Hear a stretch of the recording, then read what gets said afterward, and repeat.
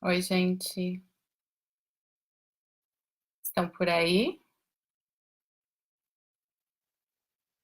Conseguindo me escutar?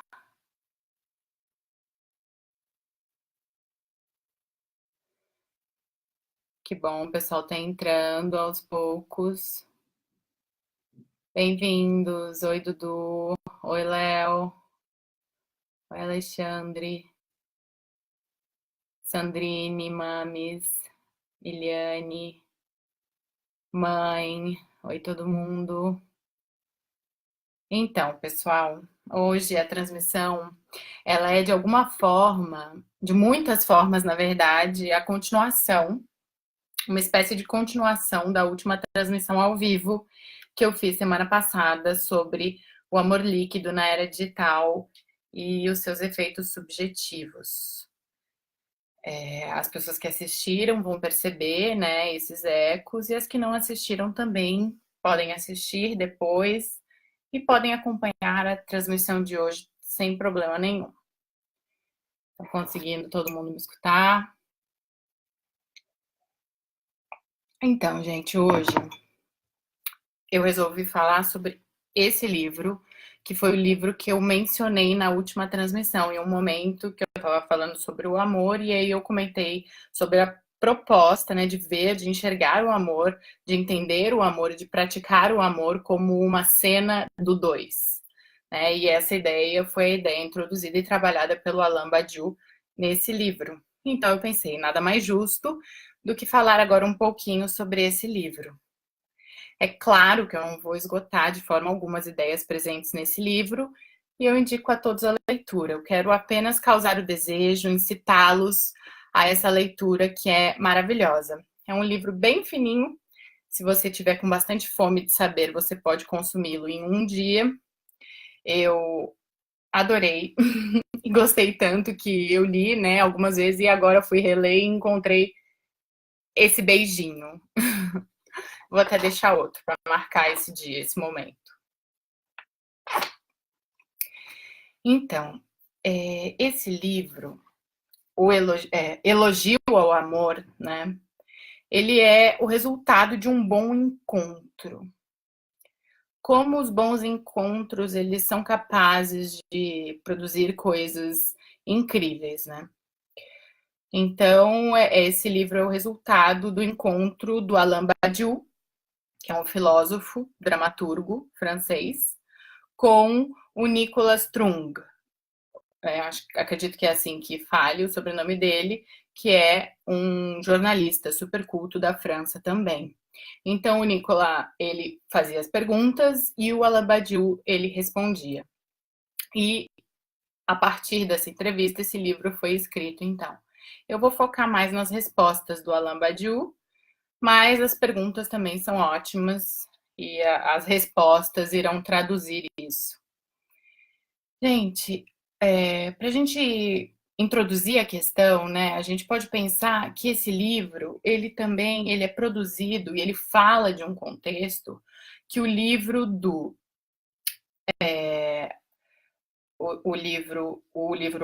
ai gente, me deu uma falha agora, desculpa, já vou recuperar. Do Zygmunt Bauman, o livro do Zygmunt Bauman, Amor Líquido, ele introduz, que é o contexto da contemporaneidade ou da modernidade líquida, como o Bauman propõe, né? Que é esse contexto globalizado, tecnológico, neoliberal em que a gente vive. Então, esse livro ele nasce nesse contexto e ele propõe pensar o amor e a reinvenção do amor nesse contexto, no contexto em que nós estamos agora. Então, logo na apresentação do livro, o Alain Badiou, ele propõe 4 condições do sujeito filosófico, que eu achei muito interessante, quero compartilhar com vocês. O sujeito filosófico, ele é sábio, ele é artista, ele é militante e ele é amante. O próprio Badiou se apresenta como um filósofo amante. Né? E para isso ele cita Platão, que diz que quem não começa pelo amor nunca saberá o que é a filosofia. O que vocês acham disso? Por que que o amor e a filosofia possuem uma relação tão estreita? E aí, deixando essa questão no ar, ele parte, então, para o corpo do texto, onde ele vai introduzir esse contexto, né, da atualidade, e ele vai falar, primeiramente, dos sites de relacionamento que estão populares naquele momento na França, que são sites de relacionamentos que prometem o encontro de um amor dentro dos modelos esperados. Então, o slogan desses sites diz assim: é possível você se apaixonar sem sofrer. Venha que nós te ajudamos a você encontrar um amor sem sofrimento. E aí ele começa essa entrevista falando sobre isso e, de algum modo, criticando essa perspectiva e colocando até uma certa impossibilidade nela, né? Seria se a gente pudesse reclamar da venda desse produto, a gente ganharia a causa, né? Porque ele diz que se o amor é isso que traz intensidade à vida, é impossível que ele não comporte riscos. Isso seria assim a primeira formulação que ele introduz nessa entrevista que se tornou um livro. E na vida neoliberal, que é a vida que a gente tem hoje, a vida que preza pelo conforto e pela segurança totais. Nesse contexto, onde a gente busca segurança e um conforto absoluto, o amor muitas vezes é percebido como um risco inútil. Então, nesse cenário, o amor ele se torna uma contra-experiência. Uma experiência que vai, digamos que na contramão de uma vida pautada somente nos valores individualistas, né, que buscam conforto e segurança acima de tudo. Então, ele defende também, logo no início, que defender o amor é uma tarefa filosófica. E, ademais, é preciso reinventá-lo, como disse o poeta Rimbaud. A filosofia, ela oscila entre dois extremos com relação ao amor. Um extremo é o extremo do anti-amor, que ele é, digamos que, representado pelo filósofo Schopenhauer, seria a sua expressão máxima, né, desse anti-amor. Porque Schopenhauer, ele diz que ele não perdoa as mulheres pela sua paixão pelo amor, que estaria sustentada, então, num desejo de reprodução da espécie. O Schopenhauer, ele tem uma visão, assim, bem esquisita sobre as mulheres, né? Eu li um livro dele sobre as mulheres, e, assim, ele fala uma série de barbaridades, como a gente diz aqui no Sul, de impropérios, mas enfim, né, não deixa de ser um filósofo importante, e ele depois, nesse livro, ele deixa a ver que ele tem um relacionamento muito problemático com a mãe dele, né, então isso acaba interferindo na visão dele sobre as mulheres. E o outro extremo, né, da filosofia, com relação ao amor, é a apologia ao amor, que encontra em Kierkegaard o ápice da sua expressão. Para Kierkegaard, o amor ele é o cume da experiência subjetiva. Nada pode ir além do amor na experiência humana. E para ele, o amor passa por 3 etapas. A primeira etapa é a etapa da sedução.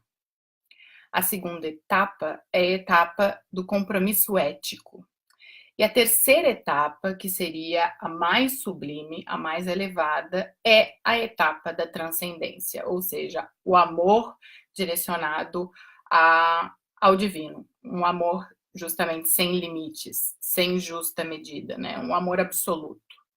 Então, Kierkegaard seria o exemplo desse extremo que toma o amor como a experiência mais absoluta, como a experiência mais elevada na vida, e o outro extremo que toma o amor como uma experiência desnecessária, que entende o amor como uma paixão feminina, que teria Schopenhauer como a sua expressão mais significativa. E aí o Nicolas, ele vai perguntar de Lacan. Ele vai dizer, bom, e o senhor, né, Alain Badiou, pensa que Lacan é um dos maiores teóricos sobre o amor, né? O que você tem a dizer sobre isso? A relação do amor com o que Lacan vem a construir, a trabalhar, com o seu aforisma não há relação sexual, ou seja, qual a relação do amor com o aforisma não há relação sexual na obra lacaniana? E aí o Badiou vai explorar essa temática brevemente, mas de modo conciso e bem interessante. Ele vai explicar que o sexual, a sexualidade, ela não une, ela separa. Quando a gente goza, né, quando a gente tem uma experiência sexual com alguém, a gente, cada qual goza sozinho, tendo o corpo do outro como mediação. Então, o sexo, a experiência sexual, é uma experiência solitária, mediada pelo corpo do outro, né? Já o amor é justamente o que surge aí na tentativa de suprir a falta da relação sexual. Ele surge no lugar da ausência da relação sexual. No amor, o sujeito busca o ser do outro, né? O outro tem um valor em si e não apenas como mediação de gozo. O outro, ele tem valor em si e ele não é apenas um mediador do meu gozo.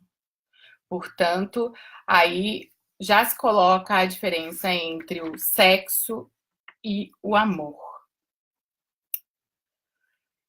E o Badiou, ele vai trazer uma lembrança, uma memória dele de quando ele leu O Segundo Sexo, de Simone de Beauvoir, que em uma passagem ela descreve a cena quando duas pessoas terminam de transar e olham uma para outra e sentem um desgosto, um enojamento pelo corpo do outro.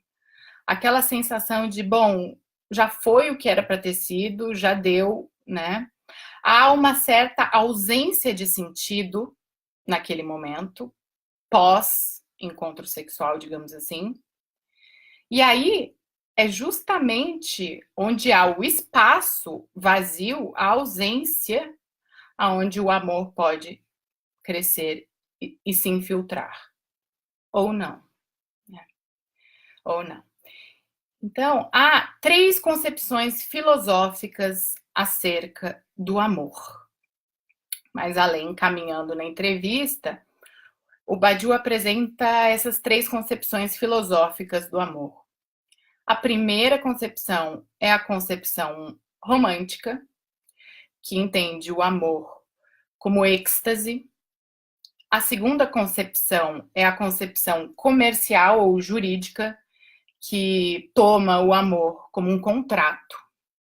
E a terceira concepção é a concepção cética, que enxerga o amor como uma ilusão. Mas o amor, ele não se reduz a tais concepções, né? Ele é, e agora ele vai mais uma vez no ponto, o amor é uma construção de verdade, que introduz uma questão. Que questão é essa?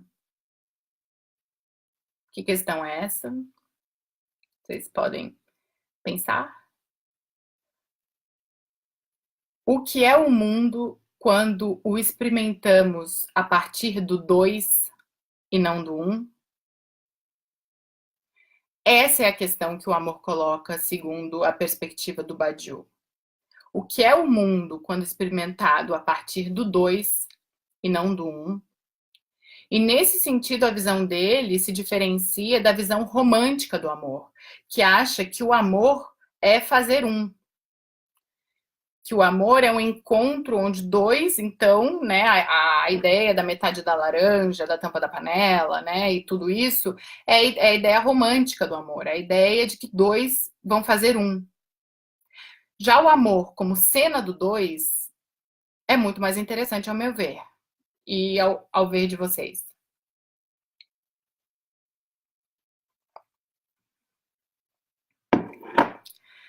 Nessa concepção romântica do amor, onde dois devem fazer um, há uma aproximação entre o amor e a morte. Porque nessa tentativa de fusão, há digamos que, há uma tentativa do sujeito de suprimir a sua subjetividade para encaixá-la exatamente na subjetividade do outro. E o que a gente vê é que a tampa da panela ela não fecha nunca, que a metade da laranja ela não encaixa. E nessa tentativa de fazer de tentar encaixar, o sujeito muitas vezes acaba se submetendo a situações que corroboram aí a mortificação da subjetividade. O Badiou ele fala assim que o amor romântico ele é muito bonito para o campo artístico. É ótimo para fazer ópera, para fazer peça de teatro, para escrever romance. A gente tem aí na história da literatura e das obras de arte em geral o amor romântico como o exemplo, né? Um símbolo mais, digamos que, produzido, porque ele tem um efeito estético interessante, ele é dramático, né? Ele geralmente está associado à morte, realmente, né? Então, artisticamente é muito interessante. Agora, a nível de vida, de experiência de vida, há um prejuízo subjetivo com o qual o sujeito vai ter que lidar. Então, gente, o amor, ele se inicia com um encontro entre duas diferenças. E aí há uma contingência. O que é uma contingência? Algo que pode acontecer ou não. Isso é uma contingência. Então, é por uma contingência, por um acaso, que duas diferenças se encontram e desse encontro, que pode se repetir e se repetir e se repetir, o amor pode surgir. Então, sendo ele justamente a cena do dois, a cena da diferença, onde dois diferentes se encontram e começam a repetir esse encontro.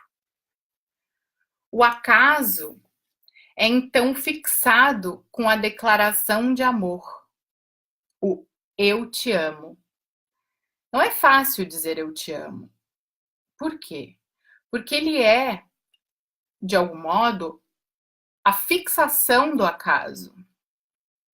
Ele é uma fixação, uma ficção, porque não podemos dizer, do acaso.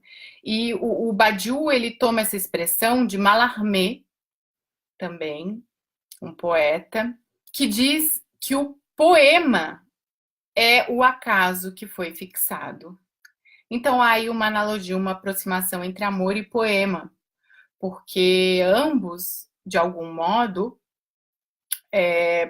buscam representar algo que é irrepresentável. Buscam dizer algo sobre o real. Citando o Badiou, ele diz: existe, nos dois casos, um risco imenso que transferimos para a linguagem. Declarar o amor significa uma passagem do evento encontro para uma construção de verdade. E aí ele vai entrar na aproximação entre o amor e a política. Vou fazer uma citação que é lindo e a citação fica mais fidedigna, né? A ideia original. A essência da política está na pergunta: do que são capazes os indivíduos a partir do momento em que se reúnem, se organizam, pensam e decidem? No amor, trata-se de saber se eles são capazes, a dois, de assumir a diferença e torná-la criativa. Claro que aqui ele está falando do amor como a cena do dois, né? Aí podem perguntar, e o poliamor, né? E as outras formas de amor. Mas ele está trabalhando com a ideia do amor como a cena do dois, onde duas diferenças se encontram. E aí essa aproximação entre política e amor. Há, tanto para a política quanto para o amor, uma questão que se coloca em jogo, que é a questão da identidade e a questão da diferença. No amor, há a face da identidade, ou seja, eu amo aquela pessoa ou aquilo que reflete os meus ideais, aquilo com o qual eu me identifico, aquilo que me representa. Mas há também a face da diferença, a face que no amor eu me encontro com aquilo que não me representa, com aquilo que me é estranho, com aquilo que me angustia. E tanto no amor quanto na política, essas questões estão sempre em jogo. E qual que é o risco? Qual que é o perigo aí que o Badiou introduz como o maior inimigo do amor? E eu vejo que a gente pode extrapolar e pensar que também é o maior inimigo da política. É o narcisismo. O narcisismo tomado no sentido de que eu só amo aquele que me representa. Eu só amo aquele que se parece comigo. Eu só amo a pessoa que pensa igual a mim. Eu só amo a pessoa que é bonita como eu acho que tem que ser, né? Por outro lado, na política, eu só concordo com as ideias e com as práticas e só respeito a pessoa que me representa. Eu só respeito, só voto, enfim, dou voz às pessoas que pensam como eu. Esse é o problema da identidade, colocado tanto na política quanto no cenário do amor. Já a diferença é justamente o potencial criativo presente tanto no amor quanto na política. Como é que eu vou lidar com aquilo que me é estranho? Como é que eu vou lidar com aquilo que não me representa, mas que está aí, que está em jogo, que é real e que, querendo eu ou não, se impõe? Então, o potencial criativo da política, do amor e, por que não, da vida, está na diferença. E essa é a aposta do Badiou nesse livro. Então, ele vai colocar, né, o ódio como uma paixão do ser, ele se presentifica na política. Ele diz que a paixão da política é o ódio. E a gente vê isso no mundo hoje em dia, no Brasil, e ao longo da história, né, a gente encontra isso. O ódio, ele é a paixão da política, mas a gente pode também, acho que, pensar que o ódio também é uma paixão no amor, quando eu me encontro com aquilo que eu não queria encontrar. E aí ele propõe, bom, então é uma função, se não a função mais fundamental da política, é administrar o ódio. Seria também uma função primordial no amor administrar o ódio? O que você faz com o seu ódio? Peraí que tem uma pergunta. Tal. Por que as pessoas têm tanto medo de dizer que amam? Ah, Chay perguntou. Então, Chay, eu falei um pouquinho aqui antes, eu não sei se você escutou, eu vou repetir. Porque o eu te amo, ele fixa o acaso. Nessa leitura aqui, né, que eu tô trabalhando do Badiou. O eu te amo, ele é uma forma de fixação do acaso, desse encontro contingente. O que é o contingente? Algo que pode acontecer e pode não acontecer. Então, quando duas pessoas se encontram, é por acaso, muitas vezes. É uma contingência da vida. E é bom, e aquilo se repete, mas aquilo ali ainda está na ordem do evento e do acaso.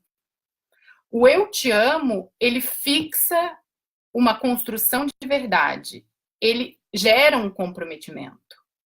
Há uma tentativa de fazer existir, ao longo do tempo, essa realidade que, num primeiro plano, se ofereceu como um acaso. Então, há um comprometimento que introduz uma nova temporalidade para o sujeito, que é a dura tentativa de durar, ou algo desse tipo, que eu acho que eu acabei não anotando, mas o amor, ele introduz uma nova temporalidade que tem a ver com esse desejo de fazer ser eterno, de fazer durar. E o sujeito sabe disso. E há, digamos que uma angústia de se haver com esse desejo de fixar o acaso, digamos assim. Não sei se eu consegui te responder. As redes sociais reforçam o narcisismo na medida em que nos permitem bloquear quem é diferente, a Sandra disse, é verdade. É verdade. As redes sociais, elas são mesmo que uma faca de dois lados, assim, dois gumes. Você tem essa possibilidade de bloquear o diferente, mas você também tem a possibilidade de entrar em contato com o diferente.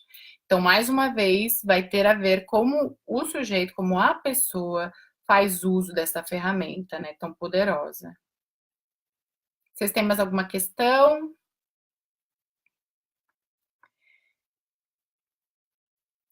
Eu vou fazer uma questão, então.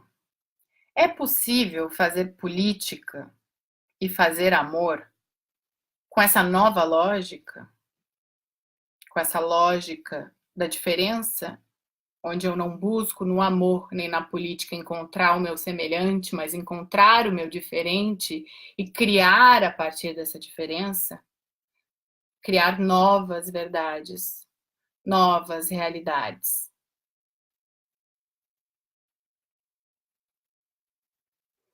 Então, eu deixo hoje vocês com essa pergunta. Espero que vocês tenham gostado e que essa pergunta e tudo que foi dito aqui produza reflexões. Se vocês gostaram, curtam, compartilhem, curtam a página Tal Psique.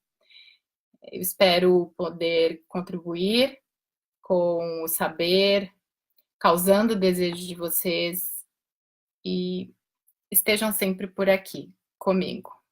Beijos!